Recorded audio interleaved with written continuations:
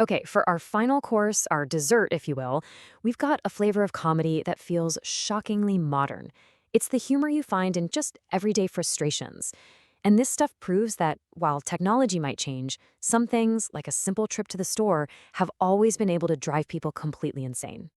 This story is called A Piece of Red Calico by Frank R. Stockton. And the setup is, well, it's about as simple as it gets. A guy's wife sends him on an errand. Just go to the store and buy a piece of fabric to match this little sample she gave him. Sounds easy, but oh, it is not. What happens next is a bureaucratic nightmare that any of us could have lived through last week. He gets sent from one counter to the next. Then they send him up to the second floor, then to a room at the far end of the hall. Then, get this, back downstairs, only to be told the fabric is actually on the sixth floor. And at every single stop, the clerks keep telling him what he really wants is this other fabric called turkey red. So after this insane runaround, he finally just breaks. He gives up. He says, "All right, give me turkey red."